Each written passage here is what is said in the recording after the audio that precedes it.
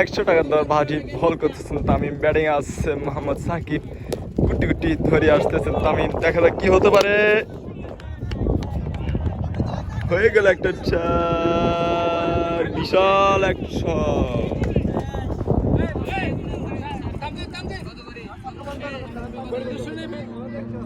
আমাদের খেলার পরিদর্শন করতেছেন, আমাদের সাথে আছে